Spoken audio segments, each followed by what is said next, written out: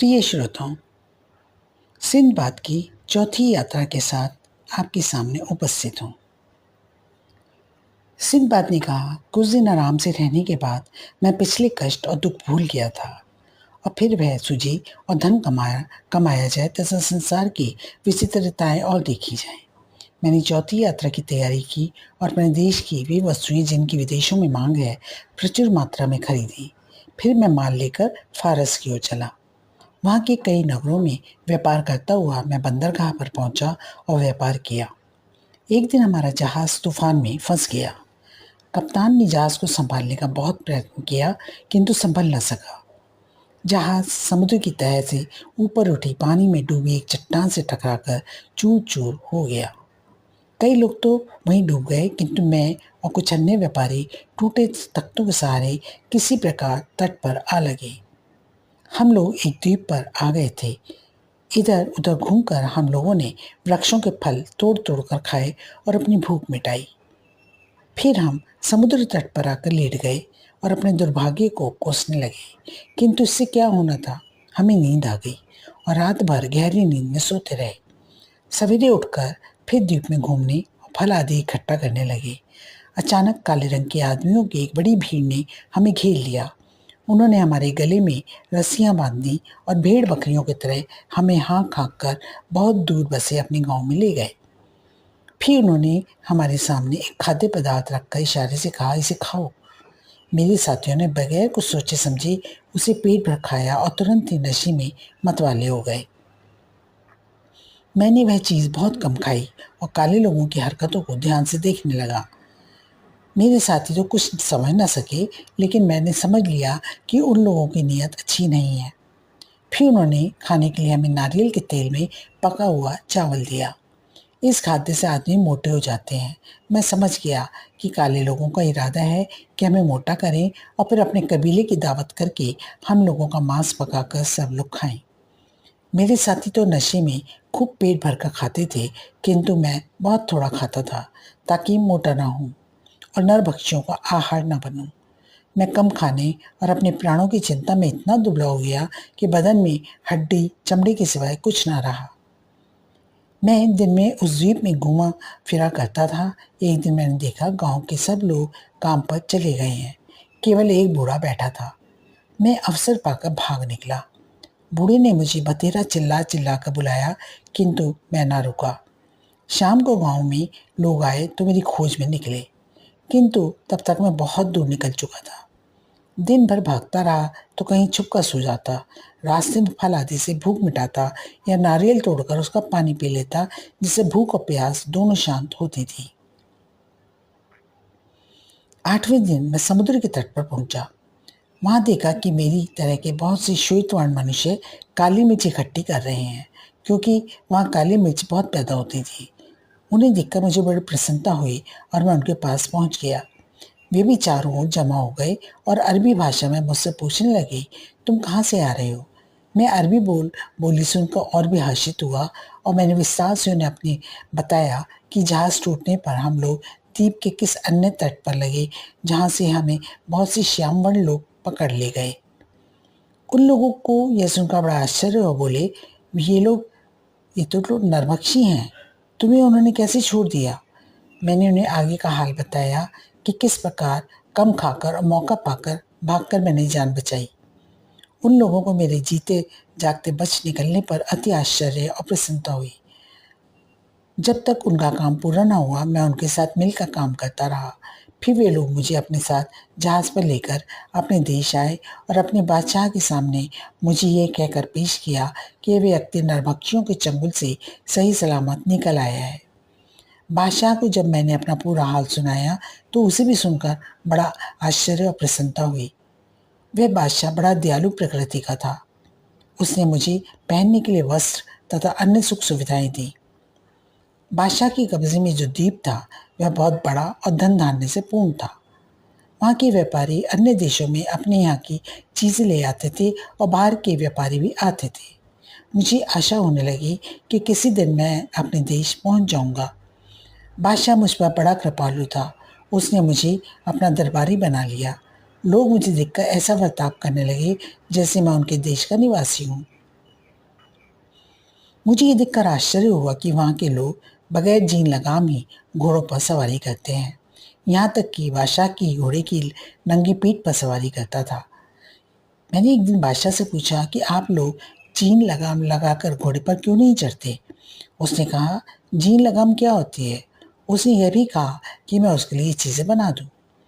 मैंने एक नमूना बनाकर लकड़ी के कारीगर को दिया और उसने मेरे नमूने के अनुसार जीन बना दी। मैंने उसे चमड़े से मंडवाया और उस पर अतलस और खमकाप का आवरण चढ़ाया। एक लोहा से रकाबी बनाने को कहा और लगाम का सामान भी बनवाया। जब सारा सामान तैयार हो गया तो मैं उसे घोड़े पर सजाकर घोड़ा बादशाह के सामने ले गया। वह उस पर सवार हुआ तो उसे बहुत प्रसन्नता हुई और संतोष हुई। उसने मुझे बहुत इनाम इकराम दिए, पहले से भी अधिक मुझे मानने लगा। अब मैंने बहुत सी चीनी और लगामें बनवाकर राज्य परिवार के सदस्यों, मंत्रियों आदियों को दी। उन्होंने भी उसके बदले हजारों रुपए तथा अन्य बहुमूल्य वस्तुएं मुझे प्रदान की। राज दरबार में मेरा मान बढ़ा तो नगरवासी भी मेरा बहुत सम्मान करने लगे। एक दिन बादशाह ने मेरे साथ एकांत बातचीत की। मैं बोला, मैं तुमसे बहुत प्रसन्न हूँ और तुम पर अधिकाधिक कृपा करना चाहता हूँ। मेरे दरबार के लोग और साधारण प्रजाजन भी तुम्हारी बुद्धिमत्ता के कारण तुम्हें बहुत मानते हैं। मैं चाहता हूँ तुम एक काम करो। मुझे पूर्ण विश्वास है जो मैं कहूँगा तुम उससे इनकार नहीं करोगे। मैंने कहा, आप जो भी आज्ञा करेंगे वे मेरे हित में होगी, क्योंकि आपकी मुझ पर कृपा रहती है। मैं क्यों आपकी आज्ञा का उल्लंघन करूँगा? उसने कहा, मैं चाहता हूँ कि तुम स्थायी रूप से यहाँ बस जाओ, अपने देश जाने का विचार छोड़ दो। इसलिए मैं यहाँ की एक सुंदर और सुशील कन्या से तुम्हारा विवाह करना चाहता हूँ। मैंने सहर्ष से स्वीकार किया। उसने एक अत्यंत रूपवती और गुणवती नवयौवना से मेरा विवाह करा दिया। मैं उसे पाकर बगदाद में बसे अपने परिवार को भूल सा गया। कुछ दिनों बाद मेरे पड़ोसी की पत्नी बीमार हो गई और कुछ दिन बाद मर गई। पड़ोसी से मेरी अच्छी दोस्ती थी, इसलिए मातम पुष्टि को उसके घर गया। वह आदमी अत्यंत शोक में डूबा था और उसके आंसू ही नहीं थमते थे। मैंने उसे समझाया कि वे धैर्य रखे, भगवान चाहेगा तो दूसरी शादी के बाद अच्छा जीवन बिताएगा। उसने कहा, तुम कुछ नहीं जानते, इसलिए ऐसी तसल्ली दे रहे हो। मैं तो 2-4 घंटे का ही मेहमान हूँ। मैंने परेशान होकर उससे स्थिति स्पष्ट करने को कहा तो वो बोला, आज मुझे मृत पत्नी के साथ जीते जी दफन किया जाएगा। हमारे यहाँ बहुत पुराने ज़माने से ये रस्म चली आ रही है कि पति मरता है तो पत्नी उसके साथ दफन कर दी जाती है और पत्नी मरती है तो पति को उसके साथ गाड़ दिया जाता है। अब मेरी जान बचने की कोई सूरत ही नहीं है। यहाँ के निवासी एक मत होकर इस रिवाज को स्वीकार करते हैं। कोई इसके विरुद्ध कुछ नहीं कर सकता। इस भयंकर रिवाज की बात सुनते ही मेरे होश उड़ गए।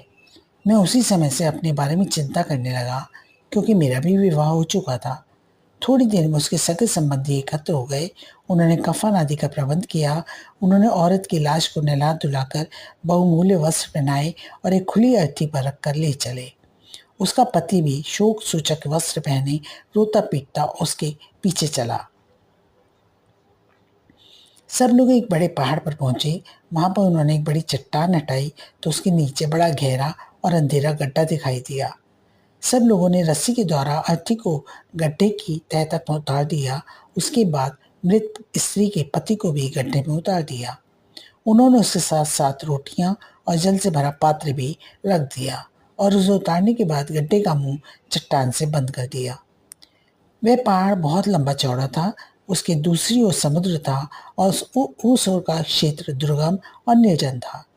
चट्टान को यथावत रखकर और पति पत्नी के लिए शोक करके सब लोग वापस आए। मैं बहुत ही डर गया था। सोचता था कि ऐसी अमानुषिक रीति जो दुनिया के किसी देश में नहीं है, यहाँ क्यों मानी जाती है। किंतु जिससे भी बात करता वह इस रिवाज का समर्थन करता और मेरी बात को गलत कहता था। यहाँ तक कि जब मैंने बादशाह से ये बात की तो उसने कहा, सिंदबाद, ये हमारे बुजुर्गों की बहुत पुरानी चलाई गई रस्म है। मैं अगर चाहूँ भी तो उसे रोक नहीं सकता। यह रस्म मुझ पर भी लागू होती है। भगवान न करे अगर रानी का देहांत हो जाए तो मुझे भी उसके साथ जीते जी दफन कर दिया जाएगा। मैंने पूछा, ये रस्म क्या उन सभी अन्य देशवासियों पर भी लागू होती है जो यहाँ पे रहने वाले नहीं हैं? बादशाह मुस्कुराने लगा, बोला, यह रस्म देशी विदेशी सबके लिए है। इससे कोई व्यक्ति बाहर नहीं समझा जाता। इसके बाद मैं बहुत घबराया हुआ रहने लगा। मैं बराबर सोचता था कि कहीं मेरी पत्नी मर गई तो मुझे भी ऐसी भयानक मौत मरना पड़ेगा। मैं इसलिए अपनी पत्नी के स्वास्थ्य की बहुत देखभाल करने लगा, किंतु ईश्वर की इच्छा कौन टाल सकता है। कुछ समय के बाद मेरी पत्नी सख्त बीमार हुई और कुछ दिनों में काल कवलित हो गई। मुझ पर दुख का पहाड़ टूट पड़ा। मैं सर पीटता था और कहता था, मैं बेकार ही इस जीप से भागा। इस प्रकार जीते जी गाड़ी जाने से कहीं अच्छा था कि नरभक्षी मुझे मारकर खा जाते। इतने में बादशाह अपने दरबारियों और सेवकों के साथ मेरे घर आया। नगर के अन्य प्रतिष्ठित व्यक्ति भी वहां एकत्रित हो गए और उसे अर्थी पर रखकर लोग ले चले और उनके पीछे पीछे मैं भी रोता पीटता आंसू बहाता चला। दफन के पहाड़ पर पहुंचकर मैंने एक बार फिर अपने प्राण बचाने का प्रयत्न किया। मैंने बादशाह से कहा, स्वामी, मैं तो यहाँ का रहने वाला भी नहीं हूँ, मुझे एक कठोरतम दंड क्यों दिया जा रहा है? मुझ पर दया करके मुझे जीवन प्रदान कर दीजिए। मैं अकेला भी नहीं हूँ, मेरे देश में स्त्री बच्चे मौजूद हैं, उनका ख्याल करके मुझे छोड़ दीजिए। मैंने हजार फरियाद की, किंतु बादशाह या अन्य किसी व्यक्ति को मुझ पर दया न आई। पहले मेरी पत्नी को गड्ढे में उतारा गया, फिर मुझे एक दूसरी अर्थी पर बैठाकर मेरे साथ रोटियां और पानी का घड़ा रखकर उतार दिया गया और गड्ढे पर चट्टान को वापस रख दिया गया। वह कंदरा लगभग 50 हाथ गहरी थी। उसमें उतरते ही और उठने वाली बदबू से, जो लाशों के सड़ने से पैदा हो रही थी, मेरा दिमाग फटने लगा। मैं अपनी अर्थी से उठकर दूर भागा। मैं चीख चीख कर रोने लगा और अपने भाग्य को कोसने लगा। मैं कहता था, भगवान जो करता है उसे अच्छा ही कहा जाता है, जाने मेरे इस दुर्भाग्य में क्या अच्छाई है। मैं 3 यात्रा के कष्टों और खतरों से भी चैतन्य नहीं हुआ और फिर मरने के लिए चौथी यात्रा पर चला आया। अब तो यहाँ से निकलने का कोई रास्ता ही नहीं है। इसी प्रकार मैं घंटों रोता रहा। किंतु सुख हो या दुख, मनुष्य को भूख तो सताती ही है। मैं नाक मुंह बंद करके अपनी अर्थी पर पहुंचा और थोड़ी रोटी खाकर पानी पिया। कुछ दिनों इस तरह जिया। रोटियां खत्म हो गई तो सोचा कि अब तो भूख मरना ही पड़ेगा। इतने में ऊपर उजाला हुआ। ऊपर की चट्टान खोलकर लोगों ने एक मृत पुरुष और उसके साथ उसकी विधवा को गड्ढे में उतार दिया। जब लोग चट्टान बंद कर जा चुके तो मैंने एक मुर्दे की पाँव की हड्डी उठाई और चुपचाप पीछे से जाकर स्त्री के सिर पर उसे इतनी जोर से मारा कि वह गश खाकर गिर पड़ी। मैंने लगातार चोटें करके उसे मार डाला और साथ रखी रोटियां पानी लेकर अपने कोने में चला गया।